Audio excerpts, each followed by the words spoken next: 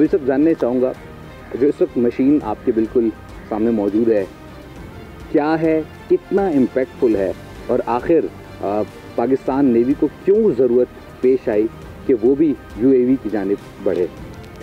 Sir, modern warfare में, जैसे recent warfare में हमने सबने देखा, the world is converting towards unmanned systems. तो UAV के रोल्स में कोई इसमें दो राय नहीं कि उनकी इंपॉर्टेंस दिन ब दिन बढ़ती जा रही है एंड द UAV फ्यूचर।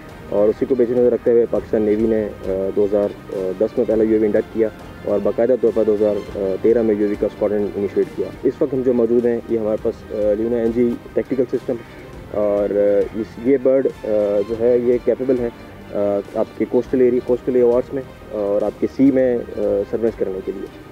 ये इसका विंग स्पैन 17 फीट का विंग स्पैन है और 10 फीट की इसकी लेंथ है।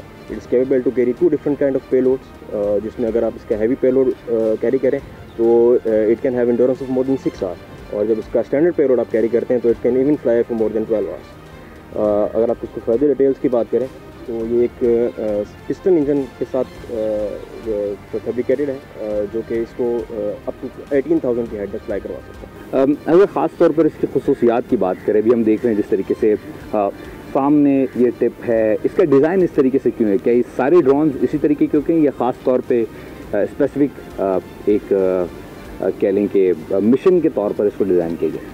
सर, ये UAVs जितने भी मॉडर्न UAVs हैं, ये इनके तमाम कंट्रोल सर्विसेज और तमाम पैरामीटर्स जो कन्वेंशनल एयरक्राफ्ट है उसके एक्स पे बने होते हैं। आई विल नॉट से on the same design, but उसी के एक्स पे बने होते हैं। असल मकसद UAVs का है to remain undetected while being detecting your enemy, और उसके अलावा जो और मकसद है कि इसको कम खर्च में आप अपनी इफेक्टिव जो टास्किंग है वो अचीव कर सकें। इसी तरह इसमें बर्ड में आपको मैं तफसील से बताऊं कि इसकी भी किसी भी कन्वेंशनल जहाज़ की तरह विंग्स हैं, इसके कंट्रोल सर्विसेज हैं, इसमें इंजन है जो कि पिस्टन इंजन है, जो आप किसी भी मोस्टली जो आपके सर्वेलेंस एयरक्राफ्ट हैं वो गैस टर्बाइन इंजन पे होते हैं, but piston engine are way cheaper than that.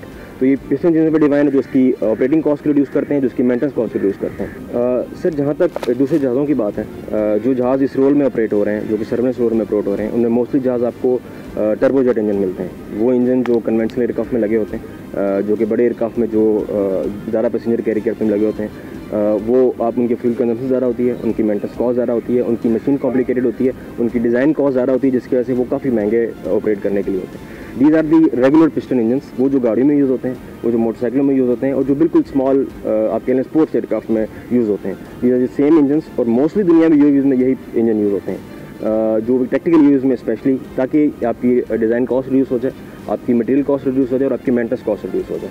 तो these are the optimum solution to take maximum output to perform the same task which you required a huge aircraft with maximum the complete systems with heavy cost. You achieve the same task with this small aircraft, small engine and with minimum cost. ख़ास तौर पर अगर हम इस bird की बात करें तो ये मिशन के तौर पे किस तरीके से यूज़ होता है, और कौन कौन से इक्विपमेंट मशीनरी इसके अंदर लगी हुई है जो दुश्मन को ख़ास तौर पे डैमेज करता है? सर, अगर हम इसके मिशंस की बात करें तो ये लैंड बेस्ड ऑपरेशन भी करता है, जिसमें land surveillance, coastal air surveillance, convoy squad शामिल है, और इसके अलावा ये sea surveillance, complete sea surveillance कर सकता है। The main important things about this bird is कि ये after going about 3 to 4,000 it is almost undetectable.